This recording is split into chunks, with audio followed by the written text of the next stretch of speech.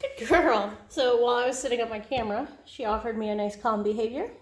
This training building becomes the kids' indoor play area when it's cold out. So, yes. Good girl.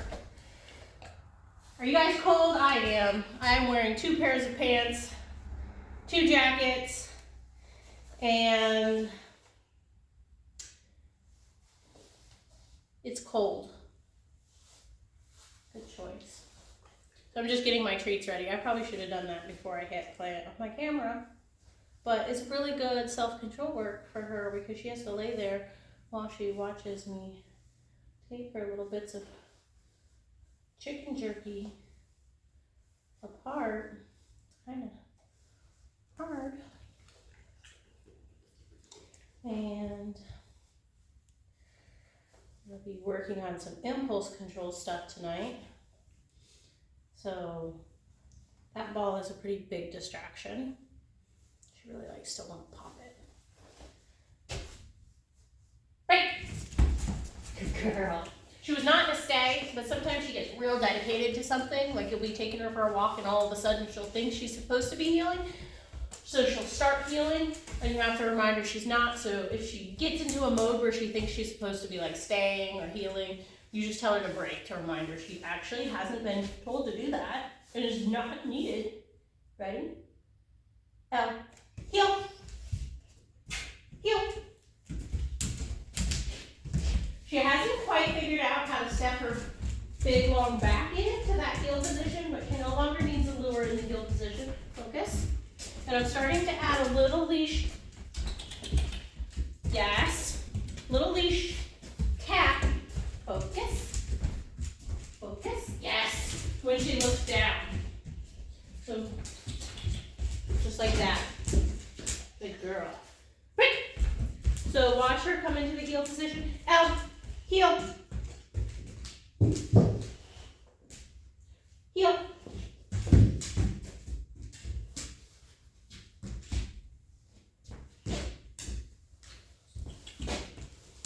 Yes. So you can see she doesn't know what her butt is doing yet, right? So she's coming into what she thinks is the heel position, but she hasn't figured out how to move her butt independently from her shoulders yet. So she shows up where she thinks it's about, and I'm just putting her in some situations where she really has to think about what her butt is doing. Out. Heel. Good girl. Heel. Forget. Out. Heel. Yes, that one was pretty good actually. I like that one. Break. So I'm going to be really close to the wall. Out. Heel.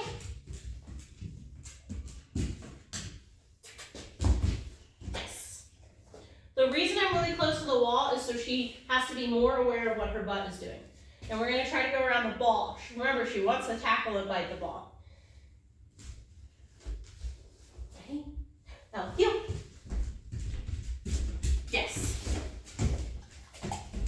We worked on not murdering the ball earlier. Yes. She seems to have remembered that. Now, heel. Yes.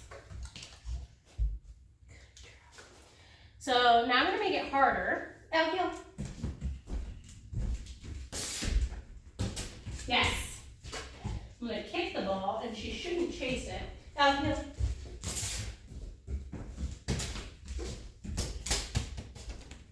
Heel. Good girl. Good girl. Yes. Getting the auto sits, getting the holding the focus. Now we're going to work on going out the door. So when do we say wait versus when do we have her sit? When she's going out of her kennel door and she's crazy and amped up in the morning, we're going to say sit and break. So sit is going to be, she has to sit and hold that sit until you tell her to break. That's when she's amped up, or let's say we're going out there together, I would tell her to sit and break and then we would go out there together. If I'm carrying groceries in and I'm doing multiple trips and I just want her to wait somewhere in the house, it doesn't have to be a sit stay, she doesn't have to hold it, she just has to stay in the house. That door is no longer an option. That's wait. Another example of that might be the fire detector went off and somebody's making dinner, it gets super smoky and you just want to leave the door open, you don't have the screen door closed. So you just say, wait, she shouldn't go through that door.